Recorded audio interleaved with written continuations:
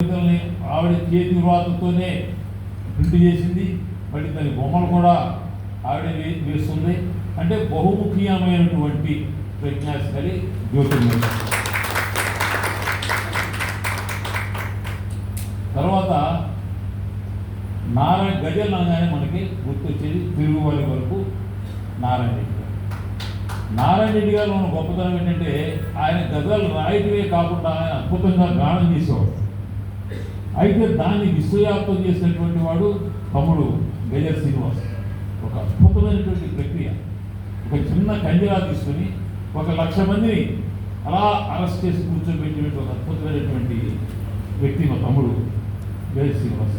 అందుకే నారాయణ రెడ్డి గారు నా గజల్ మానసపుత్రుడు అని చెప్పని అన్నది అసాధారణ విషయం. నారాయణ రెడ్డి గారు శబ్దప్రయోగం చేసినప్పుడు చక్కగా ఆచి చూసి మాట్లాడతారు, చెప్తారు.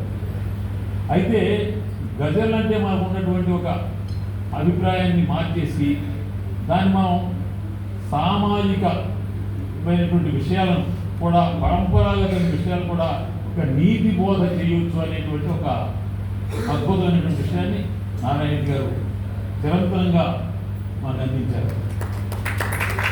ఆయన గజల్స్ విశాఖ సాగర్ తీరంలో చాలా పుట్టి, నేను కనీసం 2 నెలలకు ఒకసారి గురువు గారిని నేను చెప్పాను, నేను మీకు ఏకలవ్య శిష్యుడండి, మీరు నారాయణ రెడ్డి గారు శిష్యుల్ని వేలు అడిగినటువంటి వాళ్ళని చెప్పని చెప్పారు. ఆయన విశాఖ సాగర్ తీరం అంటే చాలా ఇష్టం.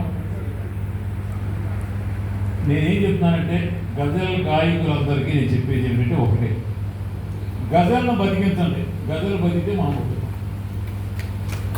ఒక్కొక్కరు ఒక్కొక్క గజల్ రచయితని, ఒక్క గజల్ గాయకుని ఒక్కొక్కరిని సృష్టించండి. తర్వాత 4 దేశంతో 30 రాష్ట్రాల్లో అకాడమీ అంటూ మొట్టమొదటిగా పెట్టింది మన అమ్మాయి జ్యోతిర్మయి మన విశాఖలో. జ్యోతి ప్రజ్వలనం చేయమన్నప్పుడు మనకి అంతకుముందు వరకు ఛందోబంధనాల్లో ఉండేటువంటి కవిత్వం సాహిత్యం మనం చూసాం. నా వచన కవితలనే దుడ్డుకరలతో ఛందస్సుల నడుములు విరగొడతాను, నేను భావకవిని గాను అహంభావకవిని అన్నాడు పటాలి. అంటే మార్పు జరిగిపోతుంది. అంటే మనం కట్టి ఉంచకూడదు. ఇవాళ ఈరోజు ఈనాడులో చూసారు, ఒక 4 కాలం సెట్టింగ్తో ఒకటి వచ్చింది. చెన్నై సూరి గారిని మనం గట్టిగా అధ్యయనం చేయాల్సిందే అన్నారు.